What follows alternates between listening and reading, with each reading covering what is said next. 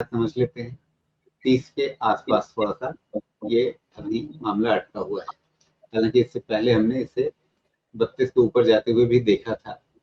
ये कुछ थोड़ा-सा उल्टा वेज जैसा बन रहा है क्या? मतलब नीचे की तरफ का उल्टा वेज। या इसलिए आपने फंडामेंटल्स बड़ा अच्छा पहले टर्म बताया था, शायद हिंदी में मुझे याद आ रहा है भोंपू, वैसा कुछ बन रहा है क्या?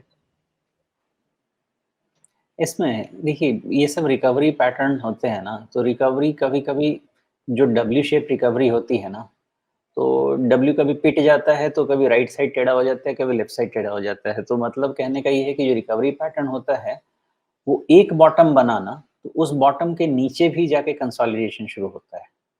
तो मल्टीपल बॉटम्स बनते हैं। तो इसमें भी बॉटम 50 डीएमए के नीचे गया और 200 डीएमए पे फिर सिल्वर जाके सपोर्ट लेके आ रहा है। और प्लस जो फंडामेंटली याद रखने की बात है वो ये है कि सिल्वर ट्रेल करता है नॉर्मली गोल्ड को। तो अगर गोल्ड न्यू हाई पे है तो स्लोली, मैं उसी थियरी को लेके बार-बार पहुँच रहा हूँ। धीरे-धीरे सिल्वर भी वहाँ पहुँचेगा, लेकिन सिल्वर मेनली आपका इंडस्ट्रियल कमोडिटी में जाएगा, इसलिए वहाँ पे जाके रुक जाएगा और फिर गोल्ड के मूवमेंट को रीड करेगा।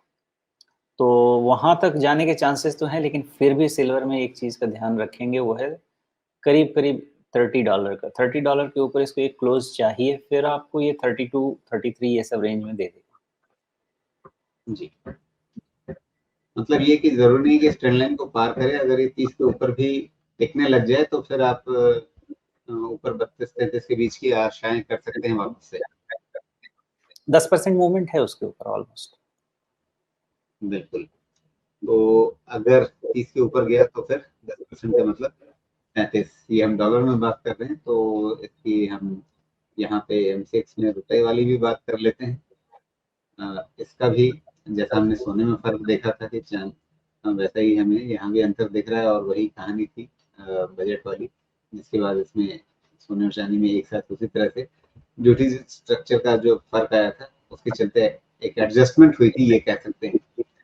अब इसका मामला क्या दिख रहा है? इसमें अगर ये जहाँ पे अटक रहा था हाल में 85,800 के ऊपर, अगर ये पार होता है तो आगे नया लेवल कौन-सा दिखेगा आपको?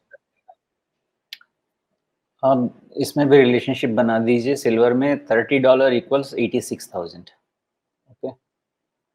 और 32 इक्वल्स 94,000, 33 इक्वल्स 96, 97। इस रिलेशनशिप के साथ चलेंगे तो मुझे लगता है काम हो जाना चाहिए। जी, बिल्कुल। तो ये मोटे-मोटे तौर पे बाज़ार के हर पहलू को हमने समझने की कोशिश की, हमारी एक 360 डिग्री समीक्षा। यहाँ पर हम कार्यक्रम के अगले हिस्से में बढ़े, जिसमें दर्शकों के कुछ सवाल लेने की कोशिश करेंगे। हालाँकि सवाल ज़्यादा संख्या में हम बुधवार को ले पाते हैं, जिस दिन कार्यक्रम का अधिकांश समय जो होता है हमारा, वो दर्शकों के सवालों पर केंद्रित रहता है, उनके लिए तय रहता है, निर्धारित रहता है। लेकिन आज भी कोशिश करेंगे कुछ सवाल ले सकें।